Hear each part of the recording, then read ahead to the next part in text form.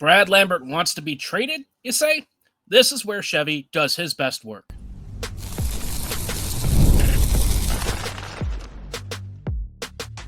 You're Locked On Jets, your daily podcast on the Winnipeg Jets, part of the Locked On Podcast Network, your team every day. Hey friends, and welcome to tonight's episode of Locked On Winnipeg Jets, part of the Locked On Podcast Network, your team every day. I'm your host, Harrison Lee, an avid Winnipeg Jets fan and an online blogger. You can follow me on Twitter at HLivingLoco and at LO_Winnipeg Jets. Thanks for making Locked On Jets your first listen of the day, every day. If you like what you're hearing, be sure to like, follow, and subscribe on all of your favorite podcasting platforms and YouTube. Doing so, of course, is always free of charge and ensures you never miss another episode. Most of all, though, viewership and listenership like you supports our show and helps make Locked On the #1 sports podcasting network out there. Tonight's episode, we're supposed to start off with talking about the Carolina Hurricanes, Nick Ehlers' return, how that would have been quite a matchup for the Jets, but instead we are starting off with a rather bit of surprising news. Brad Lambert has requested a trade, and the Jets are willing to hear out his trade destinations. This has probably been brewing for longer, and, obviously for many reasons, I think there is an interesting case from both sides to be made here. But the reality is, right, Lambert wasn't really doing enough in some ways to earn a dedicated role, and I think he looked at his development trajectory differently than what the Jets maybe thought he was capable of. And so here we are at this impasse. He wants out, and the Jets are more than willing to acquiesce. And I think the reason Winnipeg is looking at this and saying that they're okay with making this move, Lambert, in a lot of ways, took a step back last year. I don't know that it was entirely on him and his fault. I think the team itself was struggling, and, they weren't that supportive, with a high-end offense across the lineup. But by the same token, Lambert also didn't win every shift of his. It's not like he was completely dominating every game. And so, he was top 3 or top 4 in team scoring, but I don't know that necessarily lit any hairs on fire to get him called up. In his call-ups this year, I thought the last couple of games looked better. The first few games, I didn't really come away feeling like he was a must-start. And so, I was willing to be patient with him, right? I think we've been a decently bit patient for a while, but there comes a point at which the Jets also have to make up their mind, right? And I think Winnipeg has looked at the situation and has tried to move Lambert more than once. He has been connected to a couple of different trades, including the Brock Nelson one that fell through. So it's not like this has been a relationship that I think has been, seamless ever since it started. I think that there's been probably some rocky moments, and there have been rumors about Lambert's family maybe being a little bit too involved in the process, wanting him to be an NHLer sooner rather than later. And with Brad, I like him as a prospect, and I think he's, a very fun potential player. But with the Jets kind of needing more immediate help, I think this is a deal that probably works for both parties. I think the biggest question that now comes out of all of this is, what do the Jets even get for a player like this? Lambert is a 21-year-old scoring winger with, a recent track record that's not that impressive. Yet he has some serious draft pedigree. The potential is all still there, and his first pro season in North America was very impressive. So it's not like there's no body of evidence for him to maybe get a look somewhere. But the number of teams that could potentially bring him on probably aren't that interested in giving up players for him. The Jets would, realistically need to find somebody with a team that's got, a player that's out of favor, that has maybe suggested he's not happy, and go from there. And let's be upfront, right? Anything that the Jets are likely to try and go for is going to be some sort of a roster upgrade from Winnipeg's perspective. They're not going to want to go for futures. They want immediate help, and they frankly need it, whether it's defensive or scoring. But Lambert alone doesn't get you that, so it's going to have to be a heftier package. Now, if the Jets finally do make this move, I think it is actually a fairly good thing, and I want to preface this by saying there is no better GM out there of worming his way out of situations where a player wants out than Chevy. He won, in my mind, the McGroarty trade with the Jaeger deal. I honestly think Jaeger has a higher upside and has started to demonstrate potentially a bigger positional awareness and maybe a bigger positional need for the Jets than McCrory would have been. Like, Rucker's going to be a very good player in my mind. I think he'll probably thrive with Pittsburgh, but he also doesn't play center. And the Jets needed a really, big top six, middle six center to really bolster this lineup, especially since Taves is probably not more than a year or two with Winnipeg. And in terms of like the Dubois trade, right? That first swap with Laine and Dubois, again, addressed a 2C need at the time. Laine wasn't really happy with Winnipeg. Dubois wasn't happy with Columbus. It was a natural swap, and both guys exchanged, places, right? And it wasn't likely going to be a long-term thing. Dubois, I'm sure, wasn't really that thrilled about coming to Winnipeg. He certainly showed it later on, and so here we are. The Dubois trade brought in Gabriel Velarde, who's been a really great top six winger and one of our most dangerous power play weapons. You got some, draft picks and stuff out of it. You got Al Iafallo, who's been indispensable in the middle six. You brought in Rasmus Kupari, who had a solid first year here. Didn't exactly wow anyone, but, he ate up some fourth line minutes and was fast. So that's really all you could ask for. If it was just Velarde alone, I would have been pretty decently pleased with the return, but, the Jets got a ton of ancillary stuff. And so when you look at the last few trades of players wanting out, you even go back to the Trouba trade and the return wasn't bad. The circumstances and context weren't great, and I think, the Jets, they got back one of their own picks at the time. That was not exactly the best optics, but, it ended up panning out pretty well, and I think the Jets can be pleased with what has progressed out of all of that. So when it comes to these situations, Chevy always wins. I really feel like there are very few of these deals where he hasn't had some sort of, well-aging outlook from the date of the original trade. And of course, we always have to evaluate trades when they happen, because there are moments and contextual moments, and it's not like you can see the future immediately, so you're never going to be sure 100% what the outlook is going to be like. But as long as you try and salvage the situation and get a decent return, I think most people are usually happy. Chevy has somehow parlayed a lot of these bad situations where guys want out into some real positive situations.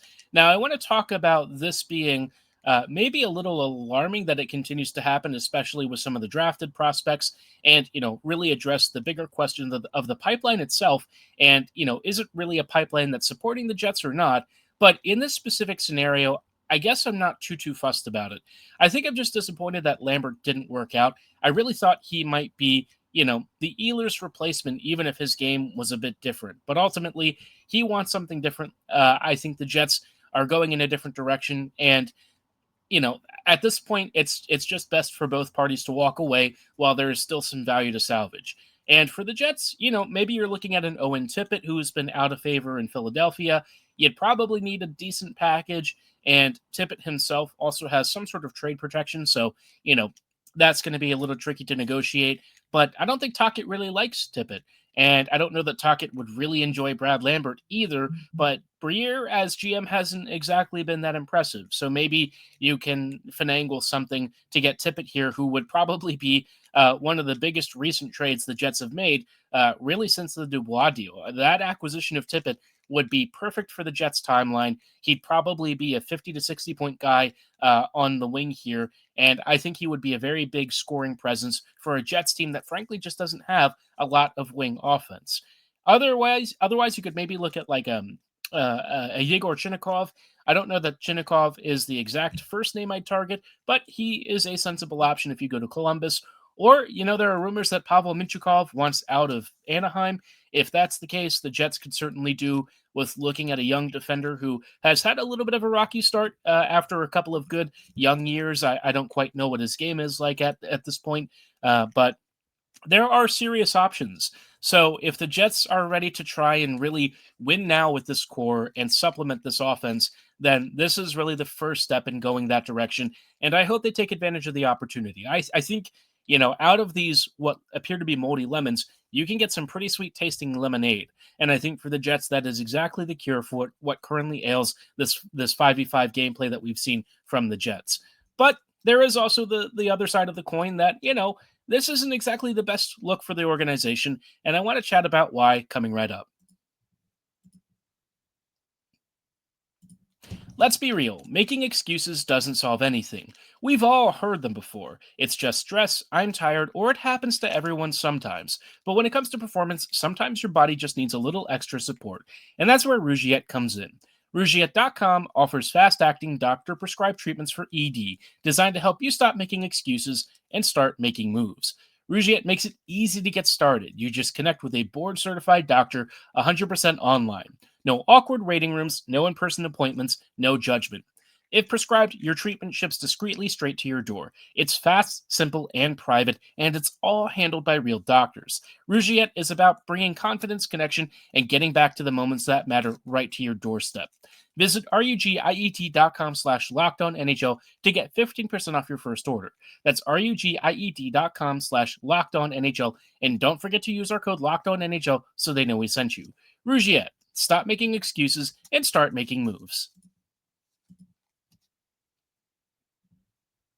Hey friends, and welcome back to this episode of Locked On Winnipeg Jets, part of the Locked On Podcast Network, your team every day.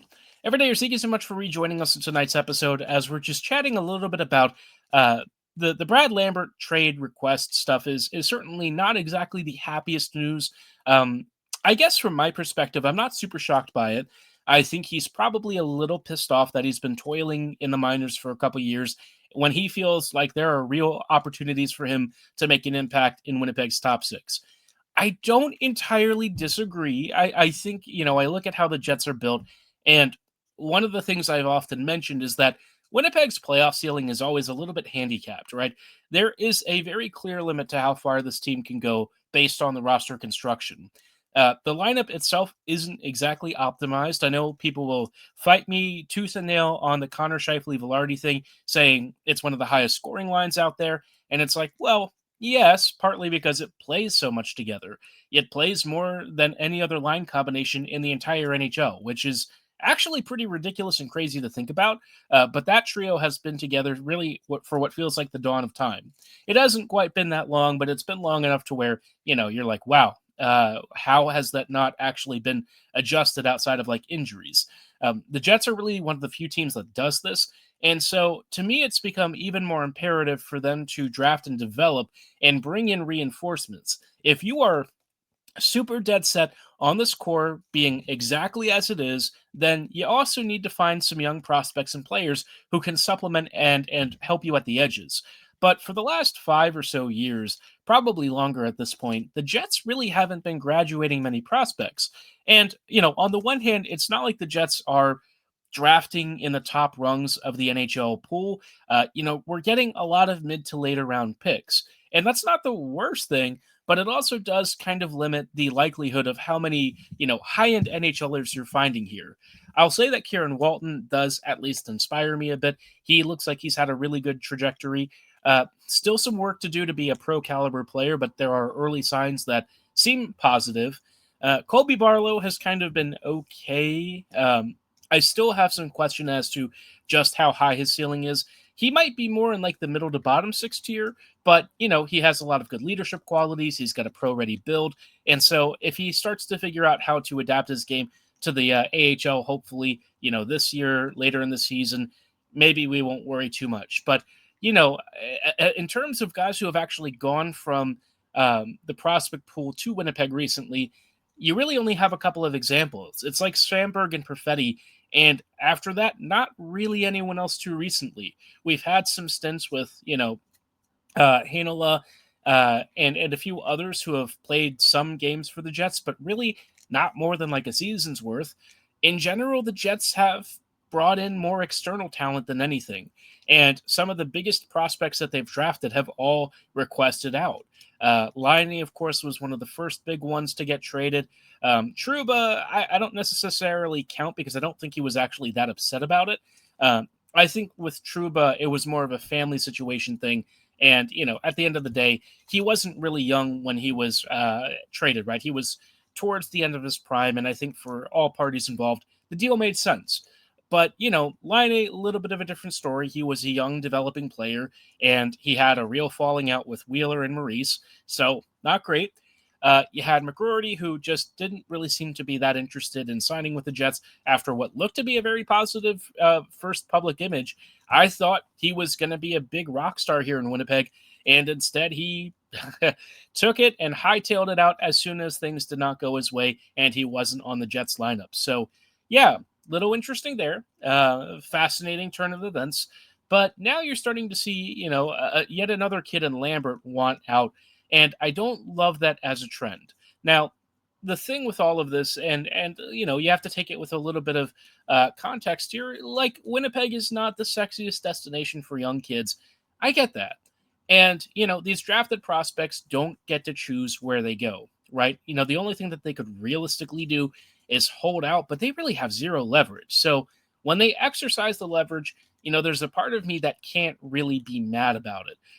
But I am slightly concerned that the Jets have fallen into a bit of a cycle here where, sure, it's hard to say that they've really had a ton of prospects who are out and out ready for the NHL and really could be difference makers. But they also keep, signing a lot of guys more in the Pearson and Koepke tier of player where, sure, they could play a role for you, but they don't really move the needle. And the guys who probably do have to move that needle are players that you would want to have coming from inside your organization. You're going to have to start relying more on that drafting and developing tool to try and find ways to raise your playoff ceiling and your profile and standing. So, it's a weird spot that the Jets are in. The pool is not exactly, top end. I think it's better for where they drafted. Like, I don't think it's as bad as some have suggested, but I also don't think it ranks very highly when stacked against other top end teams. Top end being top end prospect pool. They might not be top end right now because they spent years being terrible, and that's why they have so many good picks. Unfortunately, if you tank a lot, you kind of have a pretty well-stocked pool. And the Jets have been anything but tanking the last several years. So where the Jets go from here is a very interesting question. I don't know what the league-wide view of Winnipeg's prospect pool is. The Jets are going to have to probably package up some bigger assets if they want to take swings. And at this stage, I don't really know if the Jets even have a real keen sense of where they sit in the NHL landscape. The Lambert thing and the fact that they are open to acquiescing to his trade request does feel like an acknowledgement that they know the team needs to get better. And if that's the case, I think that's probably one of the most positive developments you could have out of this situation. I'm just not really sure what they consider improving the roster. And if they do like a deal with, New York for like Brennan Ottman, at this point, you just might as well not even bother, right? That would not be an improvement. And, I worry that could be the sort of outcome that, unfortunately is a very possible thing. The Jets and Rangers have had relationships before. But all of this to say that Winnipeg's pipeline just isn't really serving the Jets very well. And if Lambert is the first sign of things to come, this is a chance for the Jets to maybe start to move some names out, trade some of these young players for assets that can help you in the immediate present. Kevin He, Kieran Walton, guys like that, they're not next year players. They're probably 2 to 3 years away. And the Jets have this window that they've now forced themselves into where they kind of need help now. I love Kevin. I think he's going to be a really fun player in the future. I'm a big fan of Walton's game and the development track he's on, but the Jets may need to find other ways to improve this roster more immediately than hoping that, one of them, as soon as they hit the pros next season, lights it up. It may not be that easy to do. And so the Jets are in this very tenuous spot this season, and it's why I've sort of been wondering, whether they should just wait it out and see what happens at the end of the season, or try and get aggressive with this current group and make the most of this year while you still can. I will say in favor of the idea of going aggressively and trying to make something happen with this roster.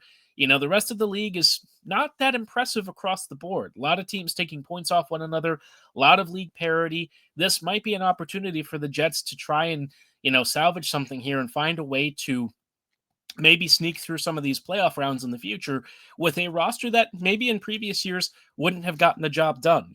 Will you eventually have to go up against a team like Colorado or maybe Anaheim or something? Perhaps. But, at the end of the day, you still have to try and buy your ticket to the dance, and maybe that is Winnipeg's best play at the end of it. But at the present, the one thing that I can say is that the pipeline is not really doing what it's supposed to at the moment, and so the Jets really need to look a little bit harder at that, figure out why, and try and diagnose before it becomes a routine trend. Winnipeg really needs this pool to service the roster because they don't make big blockbuster deals. They don't sign huge free agents. They need internal help, and if the internal help is not coming, then you'd better use that internal resource pool to figure out if there's anyone outside the organization who can move the needle for you.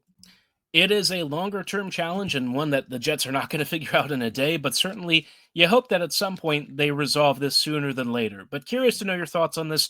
Do you think the Jets prospect pipeline really is working the way it's intended to be, or do you feel like us that it's not really doing its job? Let me know in the comments below or at my social medias at @YouLivingLoco and at @LO_Winnipeg Jets on Twitter. In a moment, I want to talk about, of course, the Carolina Hurricanes coming into town and why this game does kind of feel like a little bit of a must win for the Jets, even if it technically isn't. The NBA is back, and there's no better place to get in on the action than FanDuel, the official sports betting partner of the NBA. Even if you miss the start of the game or want to ride the hot hand, FanDuel has live bets on everything from who will score next to fourth quarter comebacks. And you can even combine your live bets into a same game parlay for a shot at a bigger payout. For those of you who are fans of the sport and really feel like you know the players and league better than anyone else, this is your chance to turn your knowledge into real winnings. If you think you know who's going to lead the league in threes or who might win the night with a massive 30-plus point performance, this is your chance to turn those wins into massive payouts. It keeps every game exciting, especially when your team's making that late push. And right now, FanDuel is giving new customers $300 in bonus bets when your first $5 bet wins. So head to FanDuel.com to sign up and play your game with FanDuel, the official sports betting partner of the NBA. Hey friends, and welcome back to this episode of Locked On Winnipeg Jets, part of the Locked On Podcast Network, your team every day, and now the #1 sports podcasting network. Thanks for rejoining us as we are chatting a little bit about the Jets versus Canes. I'm going to call this game a bit of a must-win. Winnipeg, for the past couple of weeks, has not been playing very good hockey. Really, since the start of the season, you can probably count on one hand the number of games that the Jets have actually won convincingly, and not just because they were riding like a 30 or 40% shooting percentage, but because they were actually outplaying opponents. I think there have maybe been 3 or 4 games this year where they were actually out and out better than another team. And, the Columbus game this week, I don't know how much I'm reading into that. I don't know if I want to necessarily pin a lot of the Jets' performance on that game. So I'm going to, for now, kind of exclude it. I know that's maybe a little unfair. But, I think games against Pittsburgh, against Chicago and Philadelphia, where, it wasn't on the second half of a back-to-back, that might be a little more illuminating.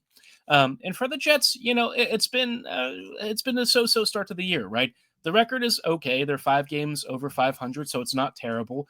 But this team doesn't feel as inspiring as last year's team. Last year's team obviously had the most insane start we've ever seen for a Jets team and really a modern NHL team in some time. But at the end of the day, right, what happens in the regular season ends up getting washed out by whatever happens in the playoffs. And, the playoff stuff has not been great for the Jets. I think last year was a big improvement. This year's team doesn't really feel like we're kind of on track to do that. So I want to see this team against Carolina really be aggressive. I want to see them show, some real fight and gumption. And if you can't outskate the Canes, then outwork them. Find ways to win the battles below the boards. Get those half wall battles going. Try and be aggressive on the forecheck. Don't give up space and opportunities to your opponent. And, put out whatever you can out there with all the effort that you have and just, do the Jets fans proud. I think that's the biggest thing. You're going against one of the top-ranked teams in the NHL with an offense that has been lighting up goalies left and right. It is time for the Jets to show that they can skate with the big dogs. They haven't done it well this year, and in the few teams that they've played that have been at this caliber of opponent, the Jets really did not look more than second-rate. So this is your chance to reset the narrative. Up front, they'll have Svech, Aho, and Jarvis on the first line, Ehlers, Stankoven, and Blake on the second, Carrier, Stahl, and Martinuk on the third, and then Hall, Jankowski, and Robinson on the fourth. Taylor Hall is still playing hockey, if you can believe it, and he is still putting up pretty decent results. On the back end, you've got a very mobile blue line and one that has been quietly impressive in many ways. Gostisbehere and Walker on your first pairing, Keandre Miller and Nystrom on the second, and then Nikishin, the young rookie, and Riley on the third pairing. In net, this is probably the only place where I think the Jets really have a clear out-and-out advantage. You have Kochetkov and Anderson in goal. Anderson has had some solid moments. Kochetkov occasionally, but this really feels like, where the Hellebuyck advantage could be the big mover. This team doesn't have Slavin, so that's already one big loss for this Canes team, but the Jets are going to have to try and win these matchups wherever they can. You look at the forward grouping, and Carolina is deeper pretty much across the board than the Jets are. They are also, in some ways, a little finishing limited compared to some other top end teams like Colorado. So, maybe this is a chance for the Jets, back end and goaltending to really shine. You're going to have to try and contain this team at 5v5 because they do skate fast. They can create a lot off the rush, and they also in many ways compensate for maybe the lack of elite finishing up and down the lineup with hardworking players who are very skilled and who tend to throw a ton of stuff at the net. Rod Brind'Amour loves himself a team that shoots first and asks questions later. So, if this is one of those games where the Jets might get lit up, Hellebuyck might be a little bit busy. I think this game is a real benchmark setter for the Jets. You want to go into American Thanksgiving with some confidence. You want to feel like the last few weeks were more of an aberration. Go out and show Carolina who's boss and come out on the end of it stronger. I still think at the end of the day, I hate to say it, but I do think the Jets probably lose this game. However, I would love to be pleasantly surprised and see Winnipeg really rout Carolina. They have not beaten a good team like this in a long time and done it in a way that's really, really impressive. Smack down the Canes, go into American Thanksgiving with some confidence. You've got some tough road games coming up later this week. Next week, we've got, Winnipeg versus Washington in my neck of the woods, which will be fascinating. But yeah, this is your chance to really show why Winnipeg backed this core specifically and why they feel the Jets are primed for playoff success. Let me know your score predictions below in the comments or at my social medias at HLivingLoco and at LO_Winnipeg Jets. For tonight's episode, that's going to be all the time that we have. We'll see you tomorrow with a recap of Winnipeg versus Carolina. So have a great night, and as always, go Jets go.